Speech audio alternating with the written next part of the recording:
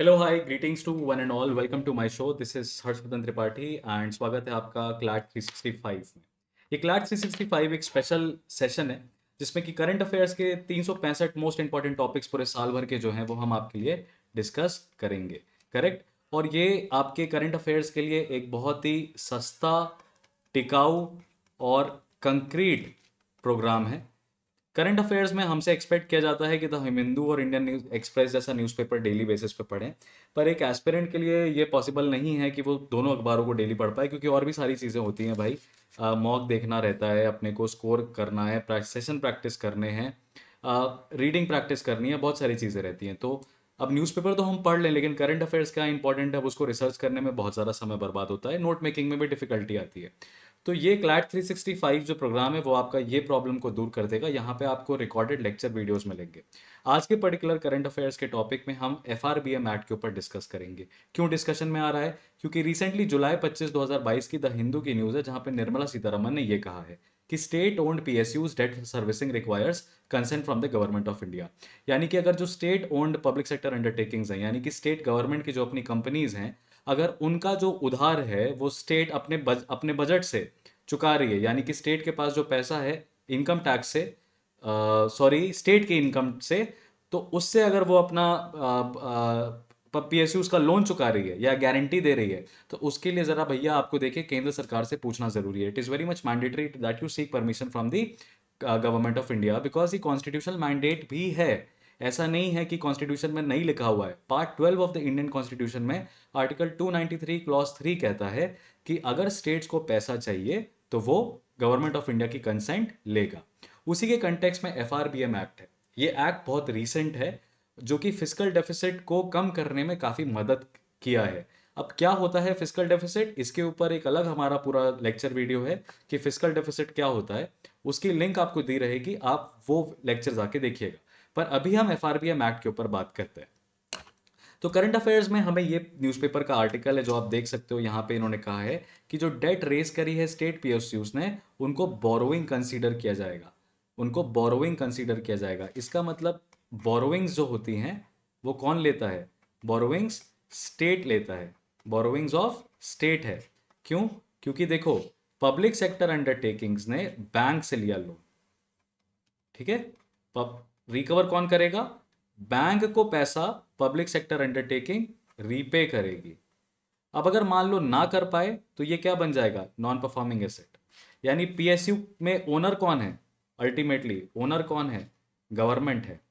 Correct. जब owner government होती है तो गवर्नमेंट कहाँ की है? स्टेट गवर्नमेंट है। करेक्ट है कि नहीं? स्टेट गवर्नमेंट है। तो अब ये जाएगी किसके सामने? रिक्वेस्ट करेगी सेंटर को। अब सेंटर क्या है? गवर्नमेंट। सेंटर भी गवर्नमेंट है, इसकी भी अपनी लिमिट है, लिमिटेड इनकम है कि नहीं? इस सेंट्रल गवर्नमेंट की अपनी लिमिटेड इनकम है। अगर ये इसको स्टेट को क्या दे दे? लोन दे दे, तो ये कहाँ से देगी? कॉन्सोलिडेटेड फंड ऑफ इंडिया से देगी। कहाँ से देगी? कॉन्सोलिडेटेड फंड ऑफ इंडिया से देगी। कॉन्सोलिडेटेड फंड ऑफ इंडिया से देगी। भैया इस फंड में किसका पैसा है? इस फंड में किसका पैसा है? तुम्हारा। इसका मतलब स्टेट गवर्नमेंट की पब्लिक सेक्टर अंडरटेकिंग्स को फाइनेंस देने के लिए, वो भी कैसी फाइनेंस? डेट फाइनेंस, उधारी के लिए फाइनेंस देने के लिए तुम्हारे पैसे का इस्तेमाल करेगी। ये इंपॉर्टेंट है हमारे लिए समझना। तो स्टेट गवर्नमेंट्स क्या कर रहे थे? लोन्स ले रहे थे बैंक से, गारंटी दे रहे थे स्टेट PSUs के बिहाफ पे। अब स्टेट PSUs जो हैं वो प्रॉफिट नहीं करा पा रही थी, तो बैंक को पे नहीं कर पा रही, तो लोन रिकवर नहीं हो रहा। अब ऐसे में क्या किया? स्टेट गवर्नमेंट ने बोला कि हम इनके डेफिसिट्स को अपनी इनकम से पे कर देते हैं। गवर्नमेंट ऑफ इंडिया ने बोला कि आप ऐसा नहीं कर सकते। अब इस सेशन को स्टार्ट करने के पहले जरा इस स्टेटमेंट को देखो। करंट अफेयर्स में ये स्टेटमेंट भी आया था। ये स्टेटमेंट कहता है, in his independence day speech at Golconda fort on Monday, Rao accused the center of conspiring to weaken states economically by imposing financial restrictions, projecting welfare schemes as freebies and burdening people with taxes। तीन बातें बोली हैं। क्या बोला है? कि साजिश रची है किस चीज की? To weaken the states economically. क्या करके? फाइनेंशियल रिस्ट्रिक्शंस लगा के। Financial restrictions. अब एक बात बताइए, सेंटर लगा रहा है, सेंटर ऑन स्टेट लगा रहा है। ये फाइनेंशियल रिस्ट्रिक्शंस किस तरीके के हो सकते हैं? Are they related to restrictions on tax collection, और they are restrictions limited on borrowing? किस चीज़ पे? देखिए, स्टेट टैक्सेस जो हैं, सेंट्रल के टैक्सेस तो सेंटर के पास आते हैं, डायरेक्ट टैक्स। वो स्टेट टैक्सेस के लिए अगर लिमिट लगा सकता है तो वो जीएसटी काउंसिल लगा सकती है। जीएसटी काउंसिल में सिर्फ और सिर्फ सेंटर नहीं होता है, यह अपने आप में एक फेडरलिज्म को रिप्रेजेंट करने वाली बॉडी है। तो इसका मतलब सेंटर डायरेक्टली नहीं लगा सकता। इसका मतलब डेफिनेटली जो फिजिकल यहाँ पे फाइनेंशियल रिस्ट्रिक्शंस की बात हो रही है वो बोरोइंग से लिमिटेड है, क्योंकि स्टेट सेंटर से बोरो करता है। Projecting welfare schemes as freebies और burdening people with taxes. Taxes को बढ़, तीन बातें कही हैं। अब आपसे सवाल देखो क्या पूछ रहा है। ये सवाल इंक्यूजेटिव है, इसको आप फैक्चुअल बेसिस पे मत लीजिएगा। इंक्यूजेटिव सवाल समझते हैं क्या है? ये थॉट प्रोवोक करेगा, थॉट प्रोवोक करेगा। थॉट प्रोवोक तभी करेगा भैया जब आपको इंडियन इकोनॉमी के बारे में कुछ पता होगा। अगर नहीं पता होगा तो ये आपको एक लेम क्वेश्चन की तरह लगेगा, आप कोई एक ऑप्शन चूज करने चले जाओगे। वैसे ऑप्शन चूज करने पे आओगे तो सुप्रीम कोर्ट ऑफ इंडिया तो नहीं चूज करोगे, ये कॉमन सेंस की बात है। अब पार्लियामेंट ऑफ इंडिया है, गवर्नमेंट ऑफ इंडिया है, या लोकसभा है? सेंटर किसको रिप्रेजेंट करता है? देखो, डिपेंड करता है कि किस तरह के फाइनेंशियल रिस्ट्रिक्शन की बात कर रहे हो। क्योंकि यहाँ पे मैंने आपको ऑलरेडी एक्सप्लेन कर दिया है कि ये जो फाइनेंशियल रिस्ट्रिक्शंस हैं, ये सेंटर स्टेट पे लगा रहा है with regards to their borrowing, and then this is basically managed by the finance ministry, and hence the correct answer is the government of India. अब यही आंसर पार्लियामेंट ऑफ इंडिया कब हो जाता है? जब फाइनेंशियल रिस्ट्रिक्शंस बजटरी एलोकेशंस में लगाता, budgetary allocations में लगाया जाता। तो आपको पता है बजटरी एलोकेशंस में राज्यसभा लोकसभा दोनों फाइनेंस बिल को पास करती है, और फिर प्रेसिडेंट के हस्ताक्षर होते हैं। तो ये पार्लियामेंट ऑफ इंडिया द्वारा होता। और लोकसभा कब हो जाता? With regards to money bill. अगर मनी बिल में जो टैक्सेशन है वो किसी भी तरीके से स्टेट पे लगाम लगा रहा है, तो यहाँ पे सिर्फ और सिर्फ लोकसभा पास कर सकती है। अगर 14 डेज के अंदर अंदर राज्यसभा ने पास नहीं किया तो बिल को कंसीडर किया जाता है to be passed. Bill consider to be passed. हाँ, मुझे पता है आपके मन में सवाल आ रहा होगा, यार फाइनेंस बिल और मनी बिल तो सुना हुआ है कॉन्स्टिट्यूशन ऑफ इंडिया में, पॉलिटी में, क्या होता है इनके बीच में डिफरेंस? टेंशन मत लीजिए, वन स्टॉप सोल्यूशन है, यहाँ पे आपको इसका एक्सप्लेनेशन आगे दिया हुआ है। अब अगला सवाल, ये फैक्चुअल है ना, ये फैक्चुअल क्वेश्चन है, और ये क्वेश्चन नंबर 1 है हमारा। प्रोबेबल एक्सपेक्टेड एरिया भी है, और बेसिकली सिंपल सा क्वेश्चन है कि जो बोरोइंग पावर है स्टेट्स की, ये डिफाइन कहाँ की गई है, यानी कहाँ पे दी हुई है ये बोरोइंग पावर स्टेट्स की? पार्लियामेंट ऑफ इंडिया में दी गई है, फाइनेंस मिनिस्ट्री द्वारा दी गई है, कॉन्स्टिट्यूशन द्वारा दी गई है, बजट ऑफ इंडिया द्वारा दी गई है। तो ये जो बोरोइंग पावर ऑफ स्टेट्स है, यानी कि स्टेट्स के पास ये पावर है कि वो बोरो कर सकते हैं, ये अपने आप में कॉन्स्टिट्यूशन ऑफ इंडिया में दी हुई है। कौन से पार्ट में? वही पार्ट जो आज पूरा हम डिस्कस कर रहे हैं, part 12 of Indian constitution of India. Correct. और जहाँ तक एक्सपेक्टेड है, ये आर्टिकल आई थिंक 282 में दिया हुआ है। However this has to be corrected, but उस पर मैंने रिसर्च नहीं किया है। आगे पढ़ते हैं। जो financial relations between centre and the state है, उससे रिलेटेड कॉन्स्टिट्यूशन प्रोविजंस कहाँ से कहाँ तक है? आर्टिकल 268 से लेके आर्टिकल 293 तक। ये फिजिकल रिलेशन सेट करता है सेंटर और स्टेट्स के बीच में। अब सेंटर और स्टेट्स के बीच में फिजिकल रिलेशंस किस तरीके के हो सकते हैं? तो टैक्सेशन के बारे में हो सकता है, यानी कि जो टैक्स की पावर है, देखिए टैक्सिंग की पावर बहुत लिमिटेड होती है, टैक्सिंग पावर आपके पास लिमिटेड है। प्लस आपको अवॉइड क्या करना है? You have to avoid double taxation. यानी ऐसा ना करो कि सेंटर भी किसी चीज़ पे टैक्स ले ले और स्टेट भी ले ले। एक ही सिटीजन दो दो बार दो दो अलग अलग सरकारों को पैसा दे रहा है, for what good purpose? Correct. तो इसीलिए taxing powers between the centre and the states part 12 में डिफाइंड है। डिस्ट्रीब्यूशन रेवेन्यू का किस तरीके से होगा, यानी सेंटर कमा रहा है, स्टेट कमा रहा है, तो सेंटर क्या स्टेट को कब कब पैसे दे सकता है, उसका डिस्ट्रीब्यूशन किस तरीके से है, वो यहाँ पे दिया हुआ है। और grants in aid and loans by states and centre. ये ग्रांट्स इन एड, भैया सबसे बड़ी कमजोरी सेंट्रल गवर्नमेंट की यही है कि उसको स्टेट्स का देखभाल करना पड़ता है। आपने एनसीईआरटीज में पढ़ा होगा कि हम कमिंग टुगेदर फेडरेशन है, यानी कि सारे के सारे स्टेट्स एक साथ आए। पर हम कमिंग टुगेदर कब हुए? आज़ादी के बाद। बाद में हम होल्डिंग टुगेदर हो गए जब हमारा कॉन्स्टिट्यूशन ऑफ इंडिया इनैक्ट हुआ। तो हम होल्डिंग टुगेदर फेडरेशन की तरह देखे जाते हैं। होल्डिंग टुगेदर यानी कि आप अलग नहीं हो सकते। जब आप अलग नहीं हो सकते तो दिल्ली की सरकार, दिल्ली पे जो सरकार है, दिल्ली की सरकार नहीं, दिल्ली में जो सरकार है यानी केंद्र सरकार, कैपिटल में जो बैठी है, उसका ये ड्यूटी है कि वो स्टेट्स को कंट्रोल करे। स्टेट्स को कंट्रोल करने के लिए स्टेट्स आप पे डिपेंडेंट है, तो आपसे लोन ले सकते हैं। उनको हम क्या कहते हैं? ग्रांट्स इन एड कहते हैं। Grants in add. ये ग्रांट्स इन एड जो हैं ये जरूरत पड़ने पे मांगे जाते हैं, मदद के लिए मांगे जाते हैं, यानी कि ये रेगुलर प्रोसीजर नहीं है। रेगुलर प्रोसीजर कहाँ पे डिफाइंड होता है? बजट में डिफाइंड होता है। तो ग्रांट्स इन एड और जो लोन्स लेते हैं स्टेट, वो किस लिए लेंगे? देखिए, लोन आप कब लोगे? सिंपल सा इसके पीछे लॉजिक है। लोन आप तभी लोगे जब आपका एक्सपेंडिचर क्या हो जाएगा, जस्ट अ मिनट, आपका एक्सपेंडिचर ज्यादा होगा। when your expenditure is more than your income, correct है कि नहीं? when your expenditure is more than your income, in that case only you will be taking loans। और सेंटर कब loan लेता है? देखो, सेंटर जो लोन लेता है वो गवर्नमेंट बॉन्ड्स के माध्यम से लेता है। ये गवर्नमेंट बॉन्ड्स किसको देता है? ये गवर्नमेंट बॉन्ड्स ये रिजर्व बैंक ऑफ इंडिया को देता है। ठीक है, सेंट्रल कहाँ से लोन लेता है? गवर्नमेंट बॉन्ड्स के माध्यम से लोन लेता है। ये याद रखिएगा, गवर्नमेंट बॉन्ड्स को कौन देता है? Reserve bank of India. ये सारी चीजें किस चीज को करने के लिए होती हैं? फिस्कल डेफिसिट को करने के लिए। सारी चीजें किस लिए हो रही हैं? फिस्कल डेफिसिट को। क्यों? क्योंकि स्टेट गवर्नमेंट और सेंट्रल गवर्नमेंट दोनों का जो एक्सपेंडिचर है वो उनके इनकम से ज़्यादा पाया जाता है। और ऐसा क्यों होता है इंडिया में? आप ज़रा सोचिए, फिस्कल डेफिसिट इंडिया में हमेशा चौड़ा क्यों होता है, वाइड क्यों होता है? इसका कारण यह है कि पहली बात तो हम डेवलपिंग इकोनॉमी है, तो हमारी लिमिटेड इनकम है, सभी लोग पैसा पे नहीं करते, सब इनकम टैक्स फाइल नहीं करते, सब कॉर्पोरेशन टैक्स देते नहीं है। टैक्सेशन बेस हमारा बड़ा पतला है, अभी नैरो है अभी, तो गवर्नमेंट का इनकम लिमिटेड है, इसलिए गवर्नमेंट का एक्सपेंडिचर पोटेंशियल भी लिमिटेड है। दूसरी बात यह है कि यहाँ पे जो एक्सपेंस होता है गवर्नमेंट ऑफ इंडिया का वो बहुत ज़्यादा क्रूड ऑयल में होता है।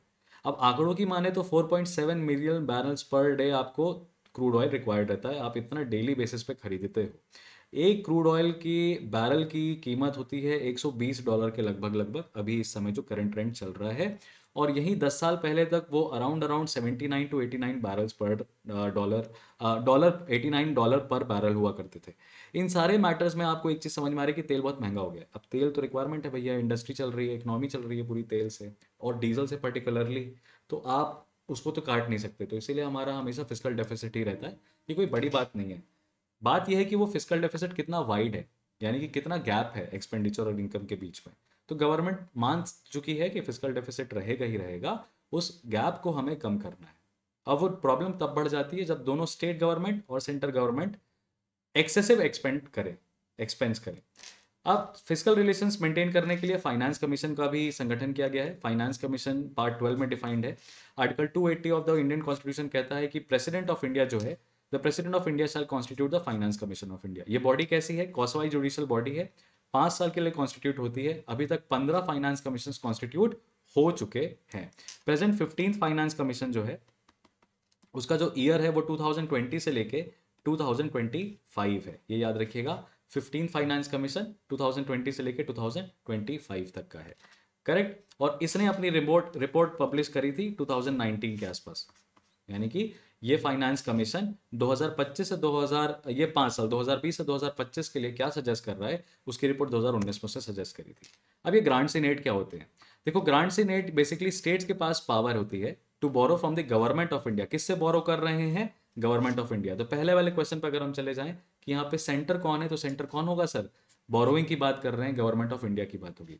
गवर्नमेंट दो ऑफ इंडिया दो तरीके के लोन्स देती है, ग्रांट्स देती है कह लो। एक होते हैं स्टैट्यूटरी ग्रांट्स, जो कि आर्टिकल 275 इंडियन कॉन्स्टिट्यूशन में डिफाइंड है। दूसरे होते हैं डिस्क्रिशनरी ग्रांट्स, यानी कि सेंट्रल गवर्नमेंट ऑफ इंडिया के पास जब जरूरत पड़ने पे स्टेट आएगा तो सेंट्रल गवर्नमेंट ऑफ इंडिया अपने मन से हाँ या ना बोलेगी। वो article 282 of the Indian constitution में डिफाइंड है, यानी कॉन्स्टिट्यूशन ऑफ इंडिया में रेलिवेंट प्रोविजंस ऑलरेडी दिए हुए हैं। अब देखने वाली बात यह है कि इंडिया में ये जो सिचुएशन है ये ऐसी है कि हमेशा डिस्क्रिशनरी ग्रांट्स जो सेंट्रल गवर्नमेंट देती है स्टेट्स को वो ज़्यादा होते हैं with regards to the statutory grants as compare to the statutory grants. यानी डिस्क्रिशनरी ग्रांट्स, स्टेट्स जब जरूरत पड़ने पे सेंटर से पैसा मांगते हैं, ये सिचुएशन बड़ी कॉमन है और सेंटर हमेशा पैसा देता है। इसीलिए सेंटर का जो ग्रांट है वो एक्सपेंडिचर में आएगा, और वो जब एक्सपेंडिचर में आता है तो सेंट्रल गवर्नमेंट का फिस्कल डेफिसिट वाइड होता जाता है जितना ज्यादा स्टेट का फिस्कल डेफिसिट वाइड होगा। Are we clear with this fact? Let's move ahead. अब फिस्कल रिस्पॉन्सिबिलिटी, मैंने रेगुलेशन बोला होगा, इनकरेक्ट हो गया, slip of tongue. Fiscal responsibility है, बजट मैनेजमेंट एक्ट है ये 2003 में इनैक्ट की गई थी। यशवंत सिन्हा उस समय फाइनेंस मिनिस्टर थे, जिनके द्वारा FRBM बिल जो है प्रपोज किया गया था। ये प्रपोज किया गया था सन 2000 में, याद रखिएगा, और इनैक्ट हुआ है 2003 में। ये इनैक्टमेंट डेट है और ये बिल का इंट्रोडक्शन डेट है, ठीक है।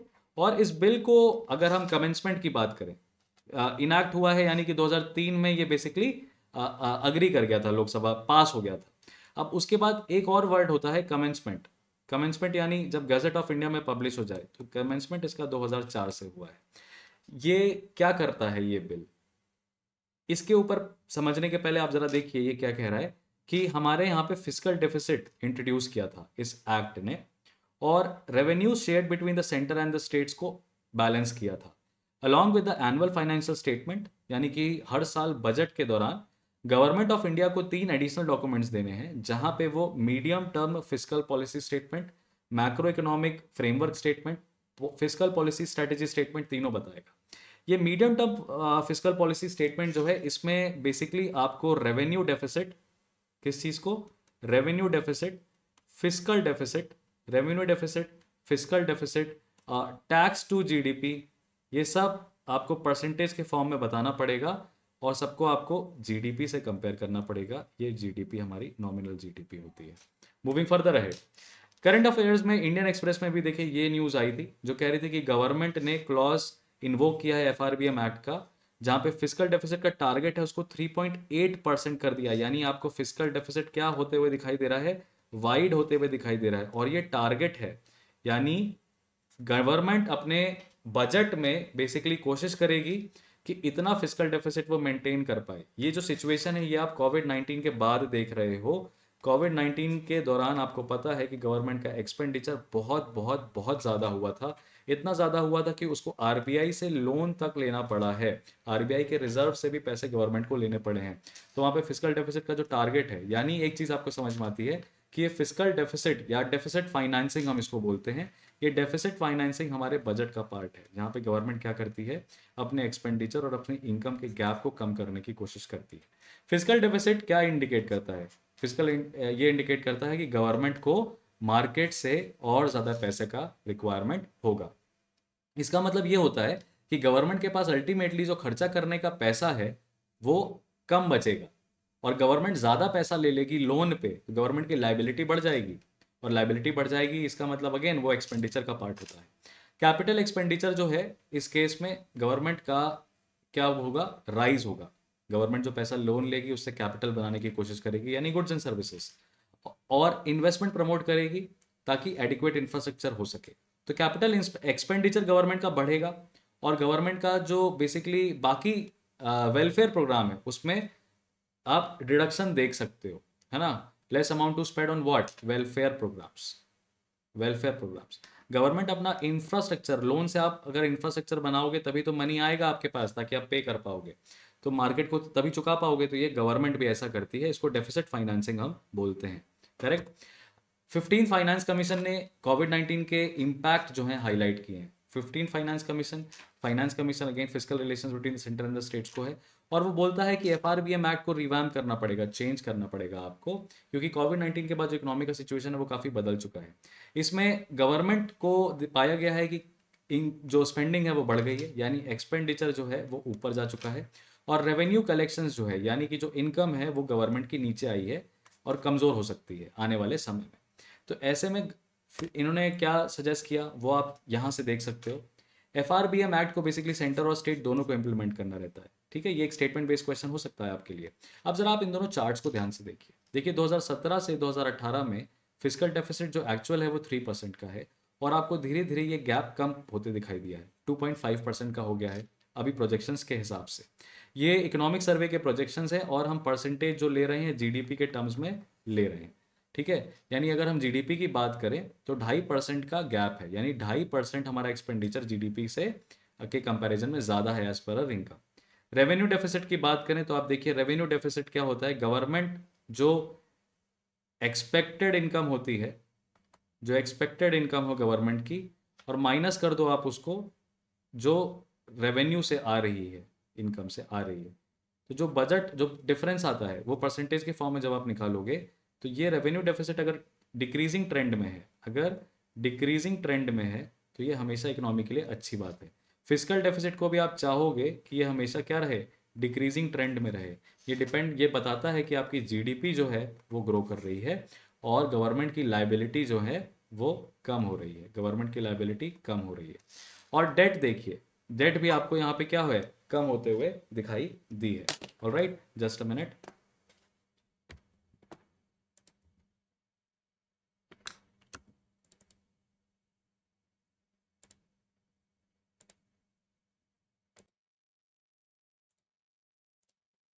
हाँ जी, तो हम यहाँ पे डिस्कस कर रहे थे कि जो डेट है वो भी कम होते हुए दिखाई दी है, ये हमेशा इकोनॉमी के लिए अच्छी बात है। अब आप दूसरे ग्राफ को ज़रा ध्यान से देखिए। दूसरा ग्राफ जो है वो आपको ये बताता है कि 1986 के दौरान और 1991 के दौरान आप क्या देख रहे हो। अगेन ये परसेंटेज में बात हो रही है, किस चीज़ की बात हो रही है, फिजिकल डेफिसिट की बात हो रही है। परसेंटेज इसके कंपैरिजन में, जीडीपी के कंपैरिजन में 1986-87 में आपको दिखाई देगा कि ये जो हमारा फिजिकल डेफिसिट था वो 8% हो गया था, और ये 7 से 8% के बीच में है। फिर आपको सबसे अच्छा स्टेट दिखाई देता है इकोनॉमी का इस समय पे, जहां पे 3% ऑफ स्टेट जीडीपी के कंपैरिजन में आएगा। और यहाँ पे आपको ऊपर नीचे ट्रेंड होता दिखाई देगा, यानी कि ये गवर्नमेंट का कभी हो सकता है कि इनकम ज़्यादा हुआ हो, एक्सपेंडिचर कंट्रोल किया हो, लोन्स कम हुए हो, तो इम्प्रूव करता है। ओवरऑल मैंने आपको क्या बताया था कि फिजिकल डेफिसिट का जो डिक्रीजिंग ट्रेंड है इकोनॉमी के लिए अच्छा है। फिर आपको सडनली यहाँ से दिखाई देगा कि 2015 के बाद, यानी 2014-15 के बाद अगेन आपको डिक्रीजिंग ट्रेंड्स देखने को इकोनॉमी में मिलते हैं, जो सिग्निफिकेंट हैं। बाकी ये सारे पीरियोडिक ऊपर नीचे हो रहे हैं, ये दर्शाता है कि हमारी इकोनॉमी जो है काफ़ी ऊंच नीच से गुजरी है, यानी कि कभी कभी ऐसा हुआ है गवर्नमेंट का इनकम सुधरा है, कभी कभी ऐसा हुआ एक्सपेंडिचर बेकाबू हुआ है। तो ये दोनों ट्रेंड्स जो आप जब देखोगे तो आपको ये पता चलेगा जो मैंने आपको ऑलरेडी बताया। ये बेसिकली 1986-1991 का वो दौर है जहां पे गवर्नमेंट लार्ज फाइनेंशियल क्राइसिस से भी गुजर रहा था, यानी कि हमारा डेट बर्डन जो था वो काफ़ी ज़्यादा था, इंटरनेशनल मार्केट में भी, डोमेस्टिक मार्केट में भी। और हमारी जो इनकम हो रही थी वो कम हो रही थी, और हमारी जीडीपी का जो ग्रोथ रेट है, जीडीपी का ग्रोथ रेट यानी हमारी समय के हिसाब से हमारी इकोनॉमी जो ग्रो कर रही है वो भी गिर रहा था। ये सारी चीज़ें आपके दिमाग में तुरंत क्लिक करनी चाहिए जैसे ही टर्म ऑफ फाइनेंशियल क्राइसिस देखते हो। यानी debts were high, expenditure was even higher. इस केस में गवर्नमेंट ऑफ इंडिया ने क्या किया, लिबरलाइजेशन, प्राइवेटाइजेशन और ग्लोबलाइजेशन रिफॉर्म्स इंट्रोड्यूस किए थे। और उसके बाद आप देख सकते हो जो इकोनॉमी है वो 2007 से 2009 के बीच में अच्छा परफॉर्म करते हुए दिखाई देती है। और ये बेसिकली FRBM एक्ट के लागू होने के आफ्टर 3 ईयर्स हुआ है, आफ्टर 3 ईयर्स हुआ है। तो आप देख सकते हो कि FRBM एक्ट का कुछ पॉजिटिव इंपैक्ट इकोनॉमी में आया। अब कुछ लास्ट में क्वेश्चंस। तो इस पूरे पर्टिकुलर टॉपिक को अगर हम समराइज करें तो हमें FRBM एक्ट के बारे में पता चलेगा सिंपली ये कि वो सन 2000 में यशवंत सिन्हा के दौरान इंट्रोड्यूस की गई थी। फिजिकल डेफिसिट इंश्योर करता है सेंटर और द स्टेट्स के बीच में। इसमें हमने गवर्नमेंट क्यों बोरो करती है, स्टेट क्यों बोरो करता है, ये टॉपिक को समझा। रेलेवेंट आर्टिकल्स जो हैं जो पावर देते हैं फाइनेंस कमीशन को प्रेसिडेंट द्वारा, वो समझा। और हमने स्टैट्यूटरी ग्रांट्स और डिस्क्रिशनरी ग्रांट्स आर्टिकल 275 282 में है वो समझा। Physical responsibility budget management act के पर्पस को समझा, 3 एडिशनल डॉक्यूमेंट्स जो दिए जाते हैं। और करंटली जो इंपॉर्टेंट न्यूज़ आ चुकी है इंडियन एक्सप्रेस, इकोनॉमिक टाइम्स में और इकोनॉमिक सर्वे में, उनके ट्रेंड्स को हमने समझने की कोशिश करी। आखिरी में अब कुछ प्रैक्टिस क्वेश्चन है आपके लिए। ये सवाल बहुत इंपॉर्टेंट है। ये कहता है कि who among the following is the chairperson of the 15th finance commission. Options हैं NK Singh, doctor YV Reddy, Vijay Kelkar, C Rangarajan. The correct answer is the 15th finance commission के चेयरपर्सन NK सिंह है। ये व्यक्ति YV रेड्डी जी हैं, श्री YV रेड्डी, ये 14th फाइनेंस कमीशन है। ये doctor विजय केलकर साहब हैं, ये 13th फाइनेंस कमीशन के चेयरमैन हैं। और डॉक्टर C रंगराजन लास्ट में आपको दिखाई देंगे, ये आपके 12th फाइनेंस कमीशन के चेयरपर्सन। FRBM एक्ट को इंट्रोड्यूस किया गया था प्राइम मिनिस्टरशिप के दौरान, यानी हमने फाइनेंस मिनिस्टर का तो नाम सुना यशवंत सिन्हा, लेकिन अब प्राइम मिनिस्टर कौन थे। तो पहली फोटोग्राफ में आपको श्री PV नरसिम्हा राव जी हैं, उसके बाद श्री मनमोहन सिंह जी, श्री अटल बिहारी वाजपेयी जी और Shri Narendra Modi ji.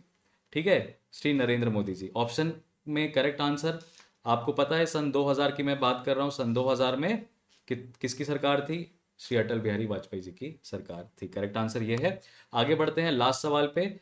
Which among the following does not explain the concept of physical consolidation of India. Physical consolidation एक स्टार्टेड टॉपिक है, जो इकोनॉमिक्स के बच्चे हैं वो आंसर कर पाएंगे, बाकी बच्चे ट्राई कर सकते हैं। फिजिकल कंसोलिडेशन क्या एक्सप्लेन नहीं करता है इन ऑप्शन में से।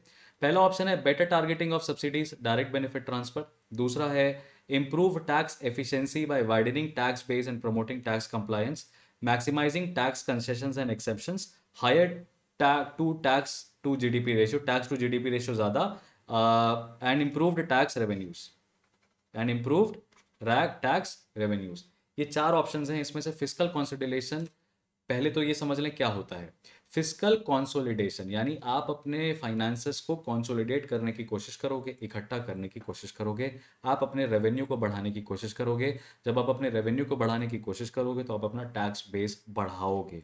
आप कोशिश करोगे ज़्यादा से ज़्यादा लोग कंप्लायंस इशू करें टैक्स पे, ज़्यादा से ज़्यादा लोग टैक्स पे करें, आप ज़्यादा से ज़्यादा इनकम कर पाओ। अब उसमें आप क्या करोगे, इनकम करने के लिए आप सब्सिडीज और कंसेशंस कम करोगे। Correct, just a minute.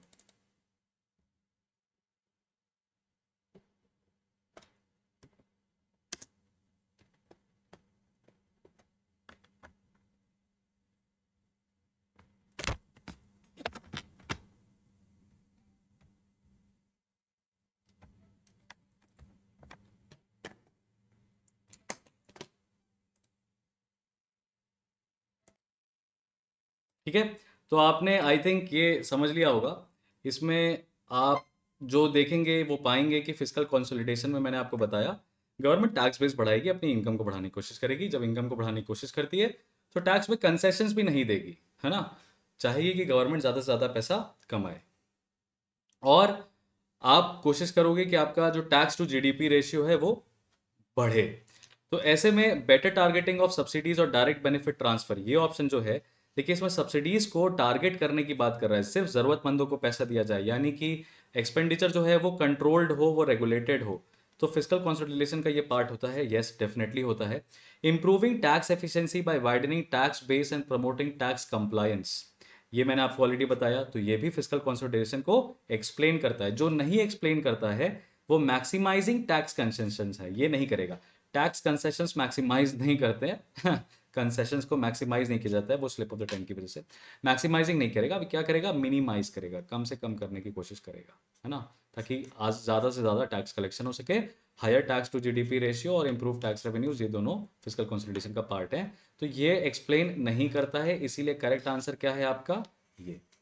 तो आई थिंक ये इकोनॉमी में मोस्ट प्रोबेबल फैक्चुअल इन्फॉर्मेशन जो है वो भी आपको मिल गई, क्वेश्चंस भी आपने डिस्कस कर लिए। अब ये क्लैट 365 का जो पूरा कोर्स है, बेसिकली हर लेक्चर आपको 10 से 15 मिनट का मिलेगा, तो हम एक्सपेक्ट कर रहे हैं कि 3650 मिनट्स से ज़्यादा आपको लेक्चर्स मिलेंगे। टोटल 600 प्लस घंटे के लेक्चर्स होंगे, all at a very small meagre amount of 3999, 3999 रुपये में आप 5 एक्सपेक्टेड क्वेश्चंस पाओगे। द हिंदू और इंडियन एक्सप्रेस का डेली बेसिस पर रिकॉर्डेड वीडियो के फॉर्मेट में कवरेज पाओगे। 10 से 15 मिनट का वीडियो होगा, आप जितनी बार चाहो उसको देख सकते हो, प्लस आपको रीडिंग और प्रैक्टिस मटेरियल भी आपको दे दिया जाएगा पीडीएफ फॉर्मेट में। तो इतना सब कुछ आपको करंट अफेयर्स का प्रिपरेशन ऑगमेंट करने के लिए है, पर्टिकुलरली फॉर क्लैट एग्जामिनेशन। तो आप इस चीज़ को थोड़ा और देखिएगा, आप हमारे और वीडियोस देख सकते हैं बाकी जो चैनल पर डले हुए हैं क्लैट 365 प्रोग्राम के इनसाइट के ही। उसमें से बहुत लिमिटेड पोर्शन ही हमने यूट्यूब पे आउट किया है, just for the students to adjust the quality of the lectures, just for the students to understand कि इन लेक्चर्स में क्या प्रोवाइड किया जाएगा। अब F R B M act देखिए, द हिंदू का कितना इंपॉर्टेंट पेज पे था, पर मुझे पूरी उम्मीद है कि करंट अफेयर्स पढ़ने वालों ने इसको नहीं पढ़ा होगा, और पढ़ाने वालों ने भी ये चीज़ आपको नहीं बताई होगी। क्लैट एग्जामिनेशन का रीसेंट ट्रेंड देखें तो वो एक्ट्स और स्टैट्यूट्स पे, कॉन्स्टिट्यूशन के पॉइंट ऑफ व्यू से जो करंट अफेयर्स है उन पे भी काफ़ी ज़्यादा खास तौर से फोकस कर रहा है। 2022 में तो उसने एक्ट्स पे क्वेश्चंस पूछे हैं, तो इसीलिए ये सारे करंट अफेयर्स इंपॉर्टेंट होते हैं। इकोनॉमी के भी इंसाइट्स आपको मिले, स्टैटिक को भी हम साथ साथ में कवर कर रहे हैं करंट के, तो ये सब कुछ आपको 3999 रुपये में मिलेगा। भाई इससे सस्ता टिकाऊ पैकेज नहीं है। और मैं अपने बारे में पर्सनली बता दूं तो मैंने ऑलरेडी 5 साल से प्रीमियर क्लाट इंस्टीट्यूट्स में पढ़ाया हुआ है, और मुझे पता है कि करंट अफेयर्स में स्टूडेंट्स को कितनी सारी दिक्कतें होती हैं। तो इन पीपीटीज को आप नोट मेकिंग के पॉइंट ऑफ व्यू से भी यूज़ कर सकते हो, और इन टॉपिक को आप चाहो तो एडिशनली डिस्कस भी कर सकते हो मुझसे, डाउट क्लियरिंग हेल्पलाइन नंबर जो है, और वरना आप चाहो तो इनको खुद से भी पढ़ सकते हो। So thank you so much for joining me on the session. I hope you enjoyed the session. I will see you guys in the next fundamental video of CLAT 365। Bye bye, take care.